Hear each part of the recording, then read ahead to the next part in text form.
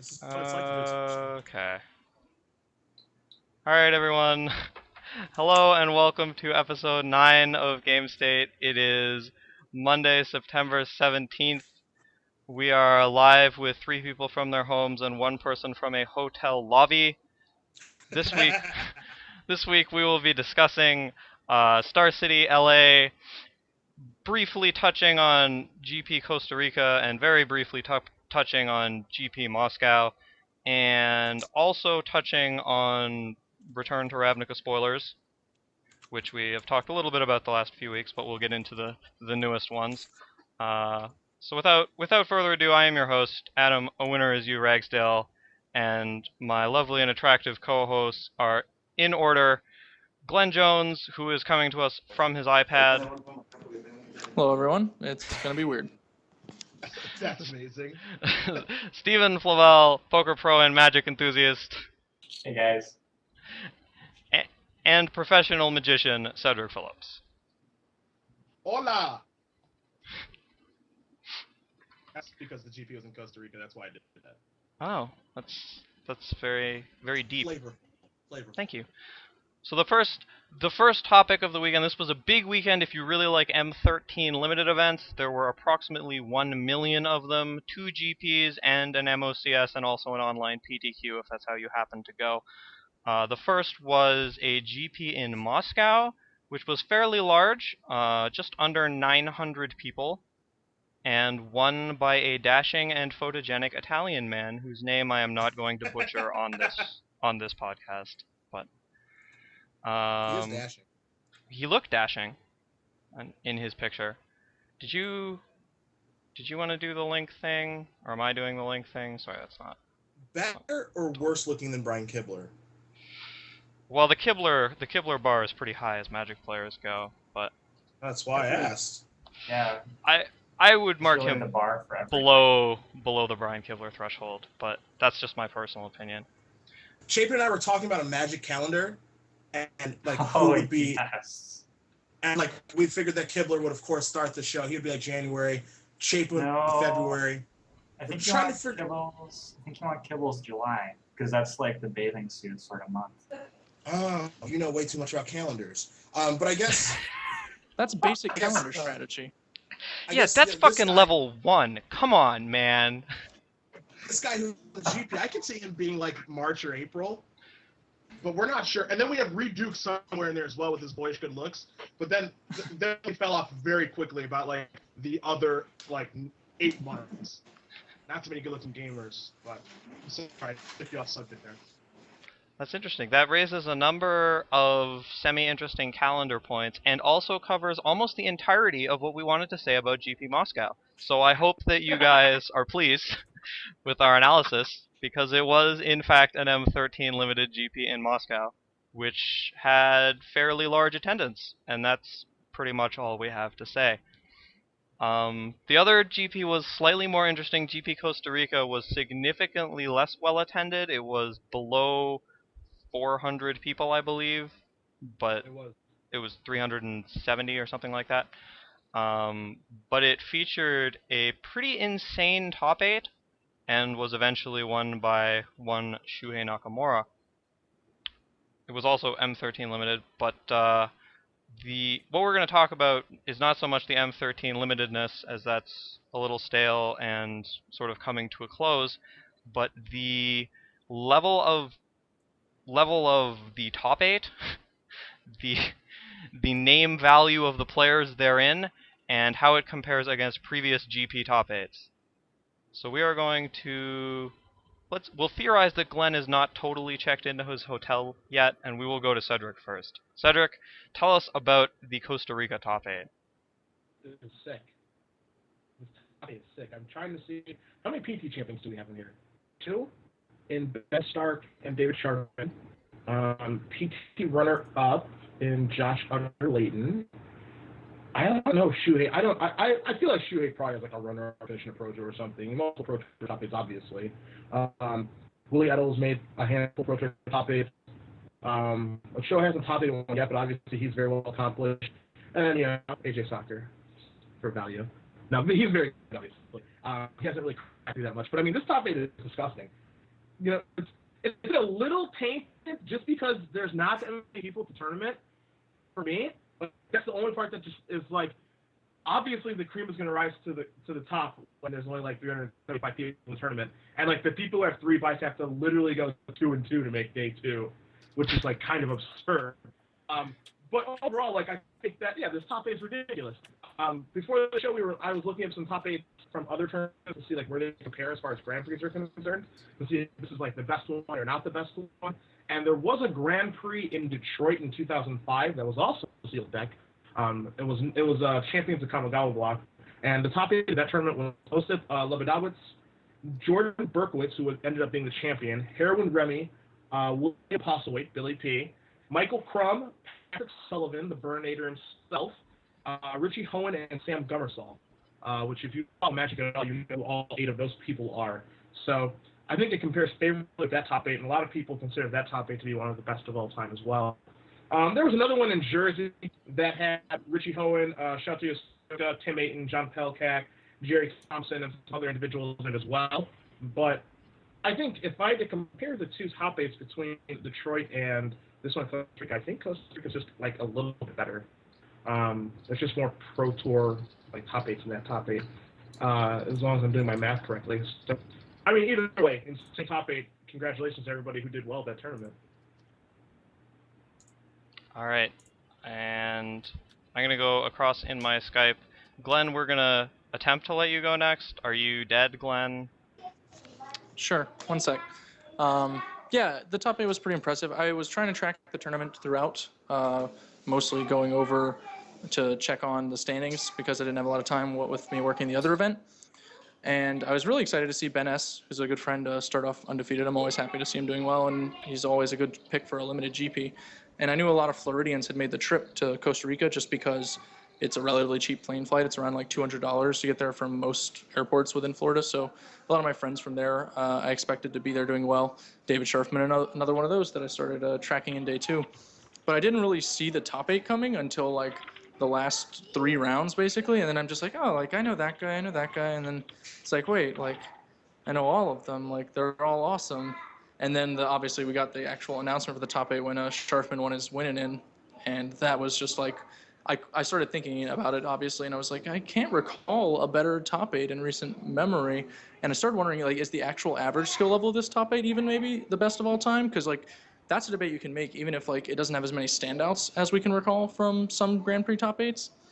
There's no player there that, like, anyone who follows competitive contemporary Magic, like, wouldn't know. Like, you would know every single one of them as long as you're paying attention.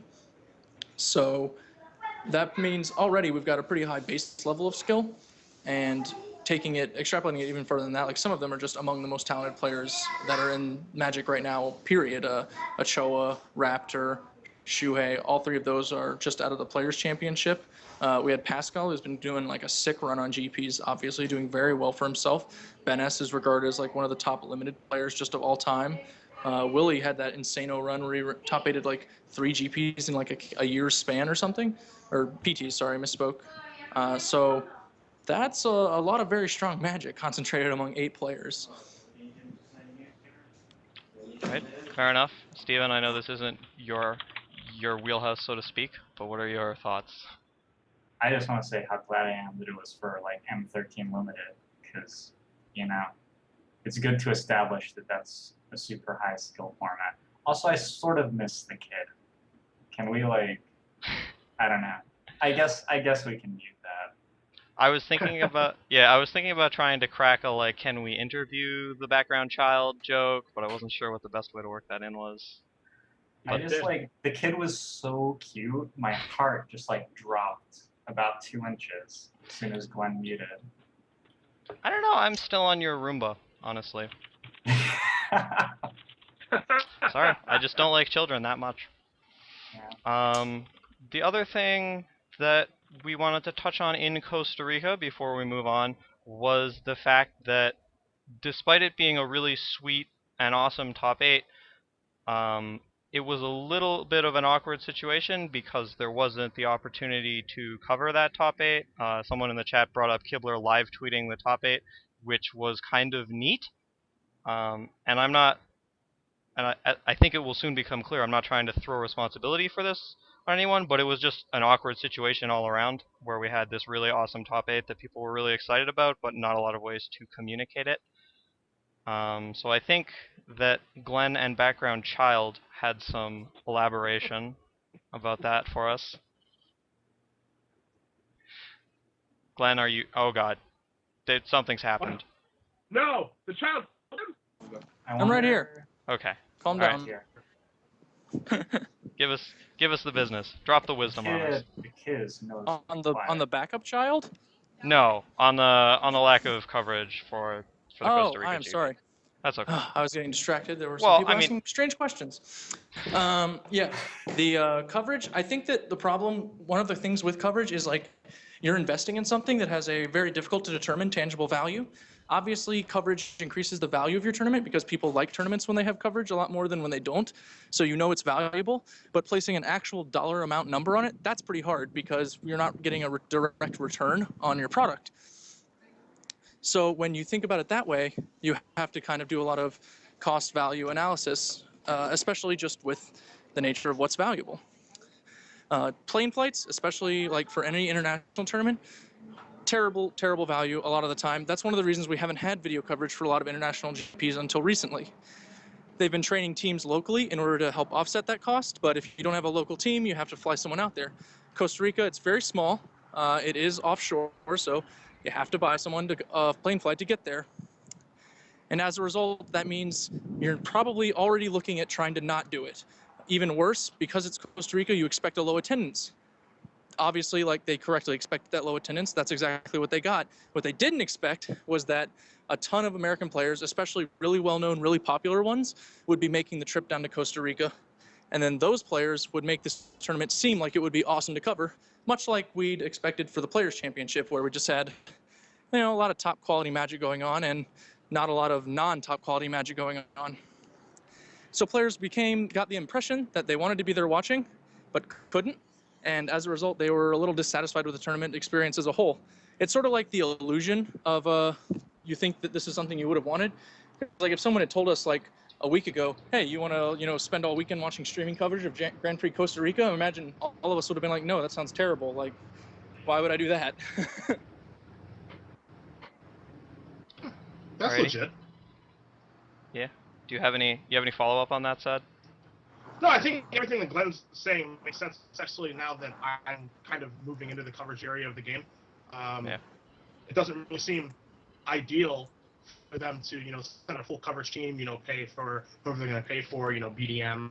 I'm trying to think of some people like Rashad. Bring all of his cameras.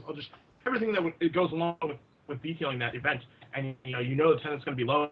You really, I don't think you can believe that they're going to crack 500 people. So you want to invest all that money into putting all that stuff out there, and it's like 7 rounds day one. You're not even going to get like the maximum amount of coverage on day one. Like, obviously, it's just two completely different worlds. The GP in Boston, there was 857 people. Like, there has to be a team there, and it's going to be a big tournament. Whereas Costa Rica, it's going to be small. Like, the price and everything to send everyone out there is just a lot of money. I'm actually okay with like they're not doing coverage, but there was like written coverage. I wish like if they're not going to do video coverage of it and they're going to do written coverage of it, like you're updating your written coverage very, very, very fast. Like you're just on the ball with the coverage that you are going to do. Yeah, I basically agree. I think that they like made the right decision given the information they had available, and it just like were put in a really awkward spot. Steven, do you have any comment? Yeah, I mean, I would not have sent a team to Costa Rica to cover M13 Limited were I running this business. So, cannot really fault them for that. I do want to say it's cool, like very cool, I think, that Kibler was live tweeting. Like, it's great that as a community we can sort of work together to get news out. And I got to experience the last spell of the tournament being cast, being redirect, which I think is the most underrated rare in M13. I was just so happy. And it was because, like, Kibler tweeted it to me. Thank you, Kibler. Mr. July. I don't understand your hatred for M13. It seems like you my despise the format. hatred for M13. No, I enjoy playing the format. I think it's a cool format. I just don't think that as far as like this is a compelling tournament, Corsa Limited really is what I want to see. I mean, it's like the best course. It's like the best course limited format of all time. Whoa. Nothing really. Wow. Did you actually get Cedric. possessed by the devil there? That was very impressive. That was deep Yeah. throat. Cedric is our inside informer. That's why the video is so fuzzy too. We don't want to read the inside entity. Oh, okay. Yeah, I know what that was. Your hatred for 13 is just like, you know, it's like a very good course limited format. I don't even look at it as a full set. You need to turn off your video, Cedric. It's too much power. The web. Also, you are my father. Okay, try and say something now. I like the robot voice. Oh yeah, your microphone is deep in the robot voice. You're not just a robot. You're an evil robot. You're the arch nemesis robot. You're the robot that the other robot is like fighting against the whole movie. Try to unmute. That inexplicably works sometimes. Yeah. So this happened. I was at my show on Thursday, and people want me to start talking like Batman and StarCraft characters again. That's not happening. All right, I'm going to leave the call. This is going to be a strong show. Yeah, it's powerful. I'll be right back. This is unbelievable. I don't know. I find it pretty believable. Yeah, I mean,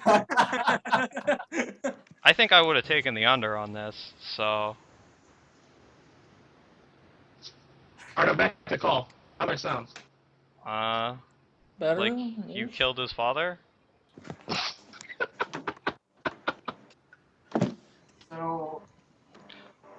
So what were we actually talking about? Oh yeah, Cedric was saying in broken text that he couldn't understand why you hated M13 Limited. Yes. I don't hate M13 Limited. I just, like, if you look at the Players' Championship, where obviously you want tons of coverage, they're like doing Cube Draft, Modern, and whatever else they were doing. But, okay, they were doing M13 Limited. See, and I couldn't even remember. It's just not a compelling format. It's not Cube Draft, it's not Legacy. I'm seeing like Four Horsemen, crazy old cards. You're just like seeing the standard.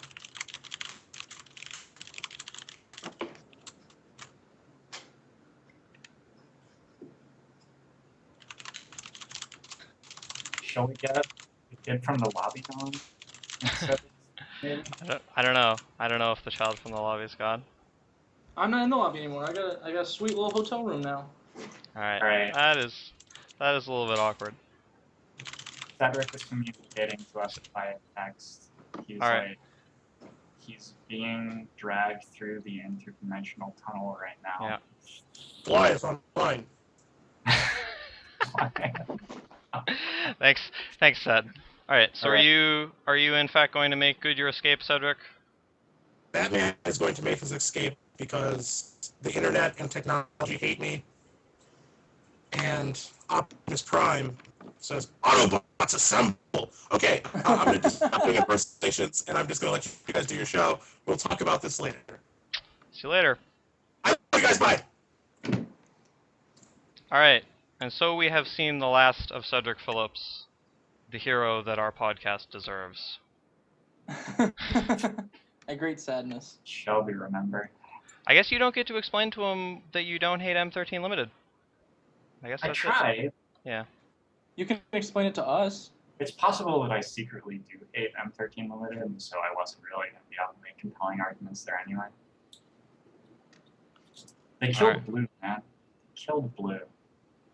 So this is going to, and I believe already has, horrifically ruin our overlay and make our show look terrible, because we were not expecting Cedric to roll out. But, ooh, good half of my actually, maybe we can, no, still looks pretty bad. Do I go that way? We can switch whose picture looks awful. We're gonna leave Glenn's picture as the one looking off, or as the one looking sweet. Don't worry, I'll just like lean in on the content. All right. Right So here, guys. let's move on from GP Costa Rica.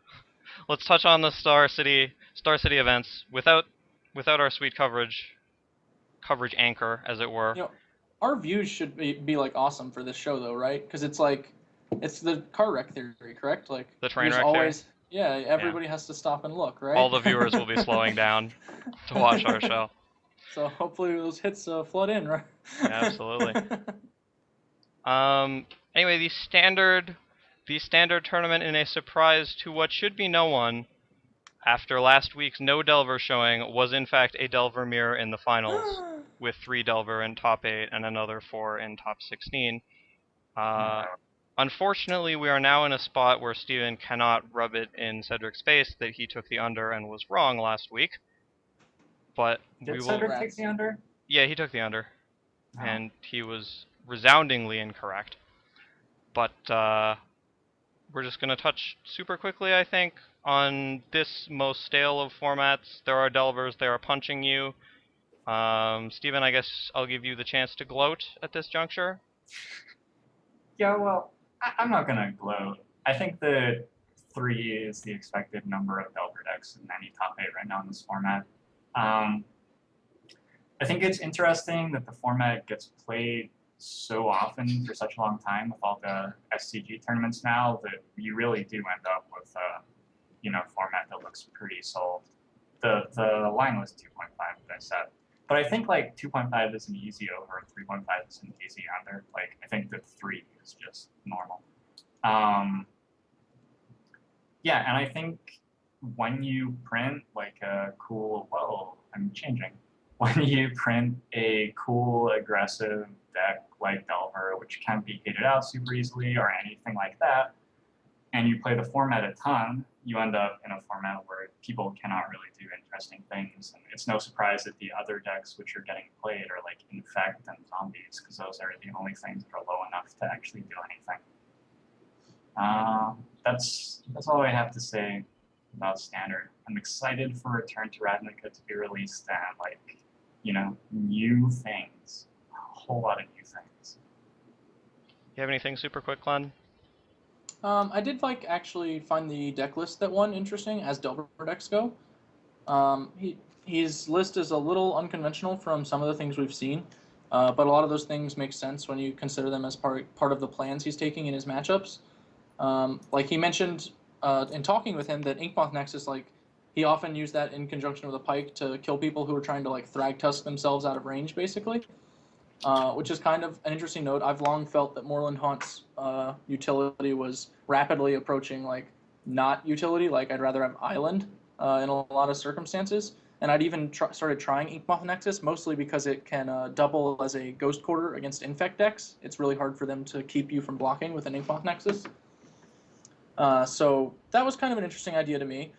He also comboed his Augur of Bolus with his full zombie sideboard, being Celestial Purges and Timely Reinforcements. So the post board, his Augurs are getting even better in the zombie matchup than they were before, which if you're a Night of Glory style Delver deck, that's not necessarily true. You're just sideboarding in cards and hoping you draw them. But with him, the Augurs are actually just giving you more hits on your sideboard cards, which in turn gives you a lot more percentages in a really popular matchup that can be notoriously difficult. So I give him credit that his list was pretty well built. He came packed for the mirror too with Talrans, obviously, but beyond that, nothing too special. So yeah, I actually liked the deck and found a couple of its more unconventional choices to be just interesting. All right, before we move on to the really meaty legacy topic, which is very novel for me, there's just a brief side note I want to go for. Since we now have, I think, mono Delver supporters in our podcast, since we've kicked out Cedric, who hates Delvers, as people who play Delver and sort of enjoy that style of deck, I know I personally find it to be quite rewarding to play, but even as someone who really likes Delver, I find playing more of the current standard sort of vomit-inducing while we wait for the format to shift. Where do you guys think the line is for a format where you like the best deck to still become stale? Can you rephrase that question? Yeah, Sorry. When you enjoy playing the best deck in the format, when you feel that it's still a format where you have good equity and you're playing the best deck against a bunch of people who aren't playing the best deck, how long does the format have to remain static before you find it boring? I don't know. Like, I derive most of my joy from, like, playing games in which I feel like I played well. So, like, I like decks that have a lot of decisions and are relatively skill intensive, and I like to win with them. And it's not that big a deal to me if it's, like, the same deck as it was, a month ago. If I'm still having those games, then the process is still basically as enjoyable as it was before. So, yeah, I don't know that I necessarily hit that line. Like, I've been playing Delver basically since it was a deck, and I never got tired of it or bored with it or anything. I was just always interested to think about it in, like, a new way or add a new direction or consider a matchup differently. And because the deck was so good at adapting and you could kind of plug and play whatever you wanted there, that made the deck interesting to me. So I think it kind of just depends on what you're looking to get out of the deck you're playing, basically. Okay, so you're still not at that line for this current format? No, Like, you're still no, very... bring it on. All right, totally fair. How do you feel, I'm, Steven? I'm going for 1.5 months. I Okay. think that should be a thing we do where Glenn like has this very long reasoned explanation. I just say a number. Well, I think about 1.5 months is good for me. we flipped that last week, right? Like, Glenn went on this really long diatribe after you asked a question Yeah. about how many Jace activations, and then I was like, 3. So, Which is right. yeah, that's what we're doing. You All guys right. are just out of your minds. Wow, yeah, that's totally fair. So No, let's... the deal for me, like if I can actually answer that question. Sure, if you want. The most fun I think I have playing Magic is when I'm playing a deck which I feel has the highest win percentage for me, that is not the most popular deck in the format, like other people don't necessarily think is the best deck. And usually when I'm playing a deck like that, it's only a matter of time before the format advances past it or the format normalizes towards it, at which point like I'm not really getting what I want out of the format anymore. So I think like 1.5 months is about the longest that I can really get a whole lot out of the format before it just develops past what I'm looking for. Interesting. Alrighty. Let's move along to the Legacy, which for a change actually contains probably the most interesting single point of discussion in tonight's episode. But before we get there, the event was, of course, won by one Michael Shipit-Halla Hetrick with Blue-White Miracles, and contains such interesting nuggets as Patrick Sullivan in the top 4 with Burn, who I will henceforth be referring to as the reverse Andrew Cuneo.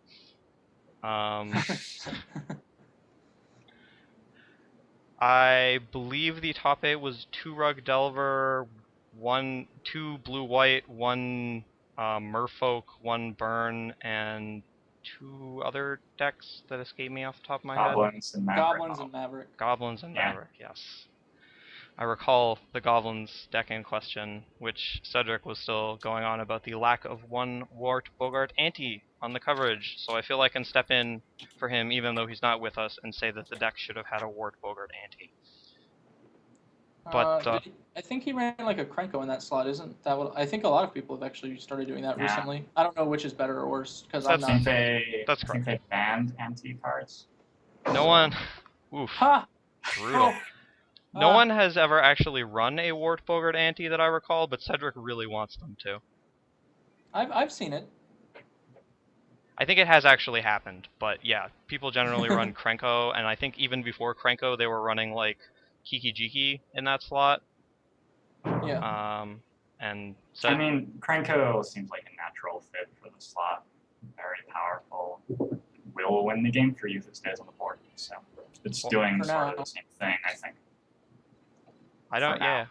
I don't want to take Foreshadowing. over his side and argue it poorly. I just know that he really wants Wart Bogart anti in the deck. So That's fair. just thought I'd throw it in there. But the most interesting thing that came up from that event was actually not directly related to the top 8, but was directly related to a deck that fell in the top 16 entitled Four Horsemen, which was a interesting and innovative combo deck. I don't believe it's ever been seen before, which attempted to kill the opponent and then was defeated by judge rulings, I think is perhaps the best way of phrasing this.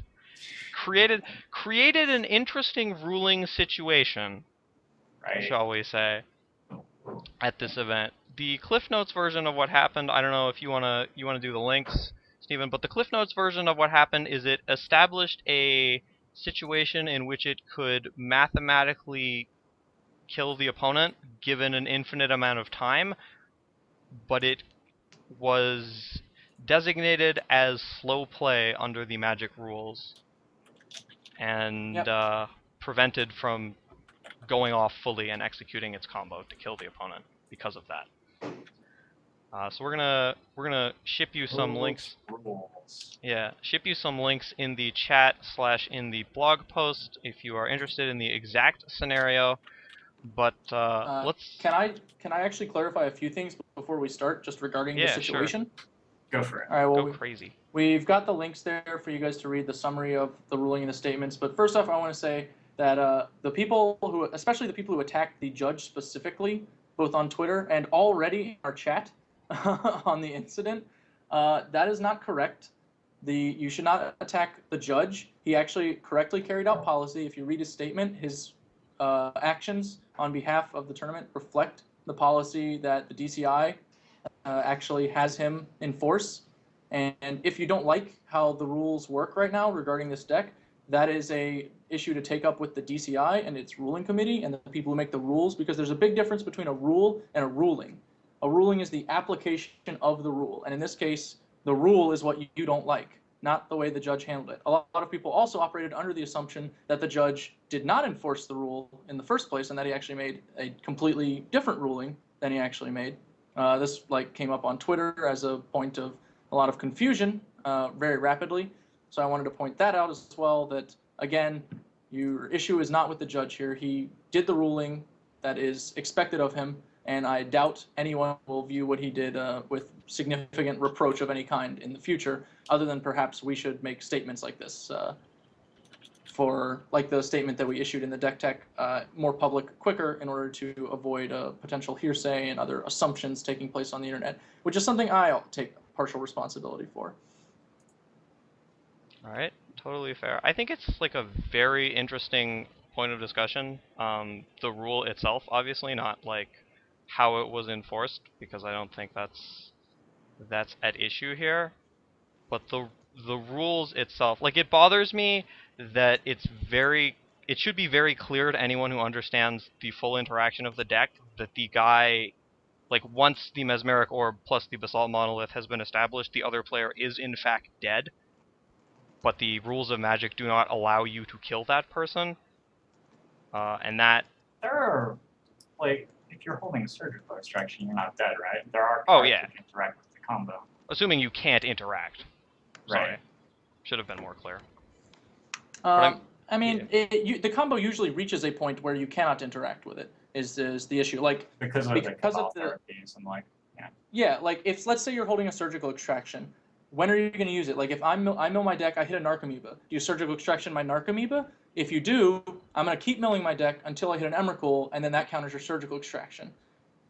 So now I have a Narcomoeba in play. I'm going to hit Cabal Therapy. Obviously, you're not going to surgical extraction that, so that will give me the opportunity to Cabal Therapy a surgical extraction. But we can also remove that case and say, like, say the player had a top in play and a surgical extraction on top of the deck, so he can defend against a surgical extraction.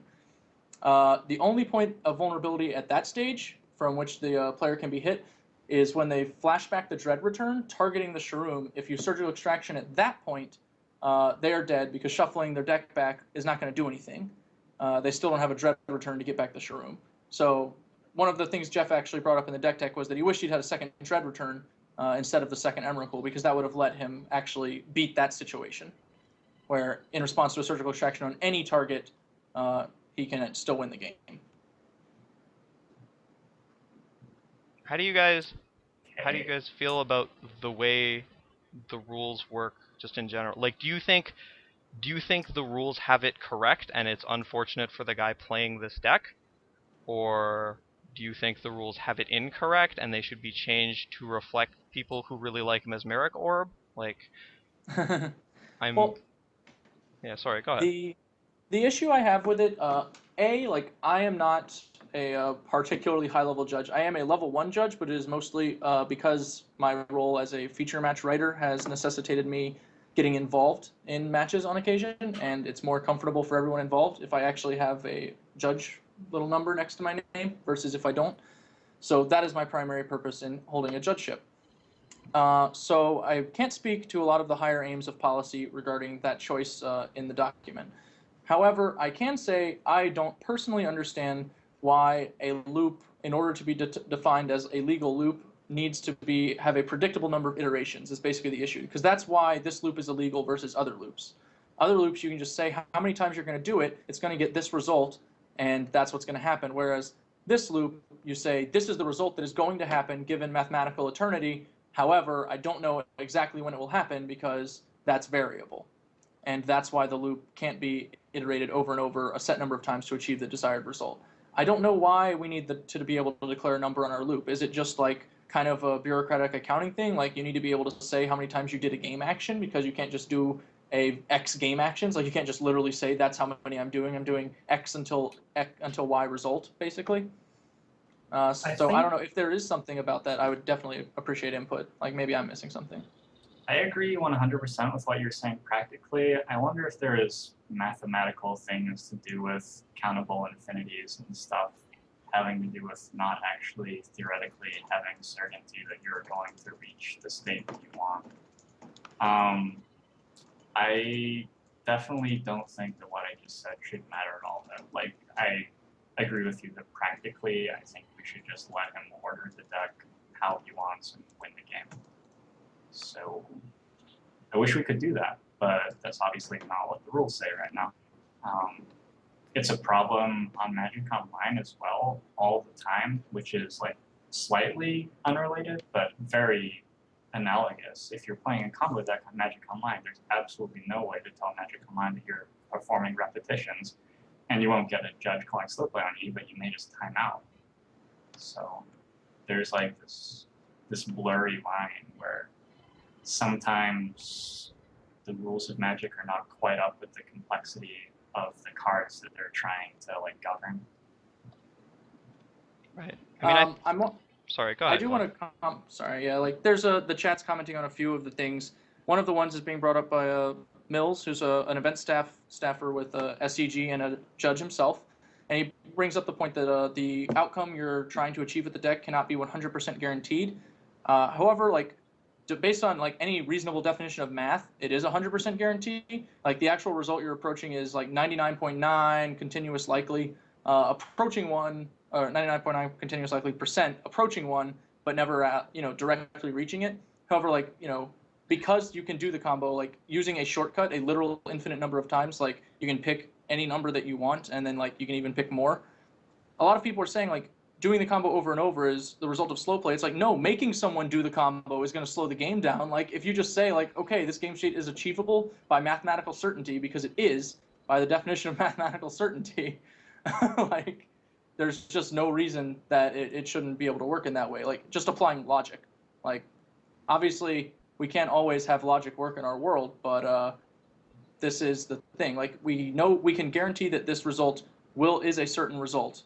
On an infinite timeline. So I don't understand why we can't guarantee it just if we're shortcutting anyway.